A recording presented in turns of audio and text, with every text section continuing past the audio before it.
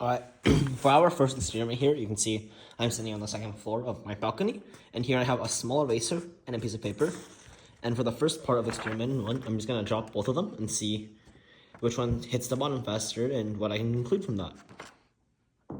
Well, you can see that the eraser clearly hit the bottom first, because it's currently underneath that sofa, and the paper hit much later.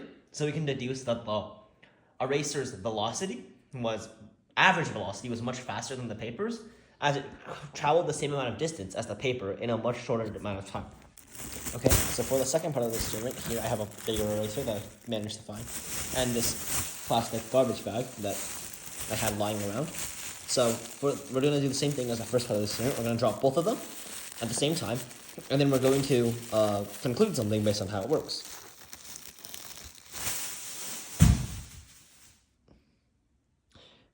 So, as you could probably tell, the eraser clung to the plastic bag.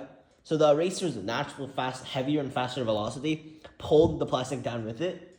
So the eraser did have a higher velocity, but in this case, they both had the same velocity because the eraser stuck to the freaking bag.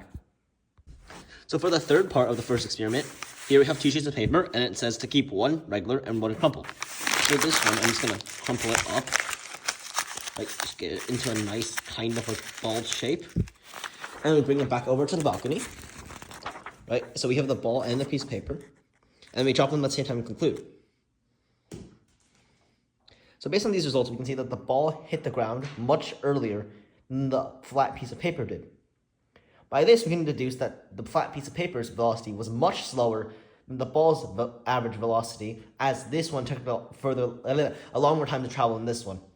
So for our second experiment, here I have my iPad with stopwatch feature, and I have a piece of paper to log our recordings, and here I have my computer, which is relaxed flat surface for the ball to roll down, that I have right here. And then I have an assortment of books here to constantly increase the height. So I measured this earlier, and it's about 3 centimeters tall. So the first thing we're going to do is we're going to measure the height, the amount of time it takes our ball to roll down the whole thing.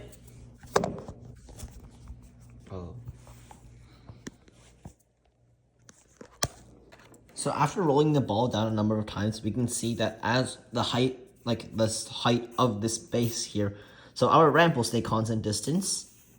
And as the height increases here, increasing the angle of this, we can see that the speed in which it takes the ball to fully roll down the ramp increases rather quickly. So for the first one, it's 1.61 seconds. And for the last one, it's 0.64 seconds. So it's more than double the speed increase.